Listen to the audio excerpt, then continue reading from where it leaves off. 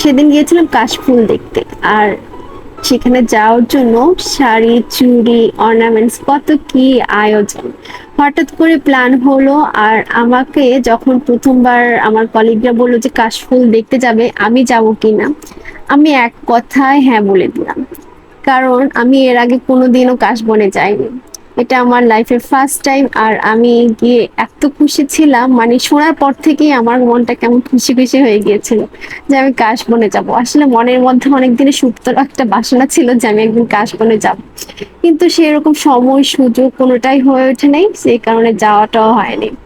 তো যেই বলেছে আমি এক কথায় বাচ্চাদের মতো রাজি হয়ে গিয়েছি। স্কুল থেকে এসেই কোনো মতে গোসল টোসল খাওয়াটা করে আমি রেডি সেডি হয়ে বের হয়ে গেলাম সবার সাথে। আসলে সেদিন স্কুল ছিল, এই কারণে আর একটু আগে যেতে পারলে আর একটু ভালো ছিল, কিন্তু হয়ে ওঠে না। দেখেন 4:30 প্রায় বেজে গিয়েছিল স্টেশনে আসতে আসতে। তো আমরা উপরে এসে আর কি ওয়েট করছিলাম ট্রেনের জন্য। আর ওয়েট করতে করতে যথেষ্ট পরিমাণ ঘেমে গলে যাচ্ছিলাম। তারপরে এই যে ট্রেনের মধ্যে থেকে আমাদের ছবি ভিডিও করা স্টার্ট হয়ে গিয়েছে। এগুলো দেখে অবশ্যই স্কুলের অন্যান্য কলিগরা আমাদের নিয়ে অনেক মজা করেছে। যাই হোক, এই যে ট্রেনের মধ্যে এসি পেয়ে তো আমরা এখানে সাজুগুজু করলাম কিছুটা, দেন আমরা এখানে উত্তরা সেন্টারে এসে পৌঁছে গেলাম। যাই হোক, জার্নিটা কিন্তু অনেক সুন্দর ছিল। আর এভাবে গ্রুপ নিয়ে কোথাও ঘুরতে গেলে কিন্তু খুব মজা লাগে, আর সময়টা মনে হয় চোখের পলকে চলে যায়, ঠিক না?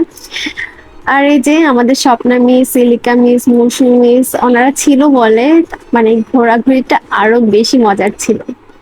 আর যারা যারা আসেনি, আমাদের সাথে আরো অনেকের আসার কথা ছিল, তাদেরকেও অনেক বেশি মিস করেছিলাম সেই সময়টাতে। প্রথমবার যখন এই সাদা সাদা কাশফুলগুলো দেখলাম আর এই সুন্দর আকাশটা দেখে মনটা এক নিমিষে ভালো হয়ে গেল। মানে এত শান্তি, ঢাকার মধ্যে এত কাছাকাছি এত সুন্দর জায়গা আছে যে জানতাম, কিন্তু সামনাসামনি দেখবো এটা কখনো ভাবিও নেই। যাই হোক, এখানে এসে আমরা প্রথমেই আইসক্রিমের উপর আর কি হামলে পড়লাম, কারণ প্রচন্ড পরিমাণ গরম ছিল আর রোদও ছিল সেই রকম মাথার উপরে। কেন জানি ওই দিন রোদটা একটু বেশি ছিল, তো আমার কাছে গরম একদম ভালো লাগে না। এখানে আমার মৌসুমী বলছিল তো রোদে না আসলে কিন্তু এখানে ছবি ভালো আসে না। যাই হোক, এখানে আমরা সবাই আইসক্রিম খাচ্ছিলাম আর টুকটাক গল্প করছিলাম, দুষ্টুমি করছিলাম।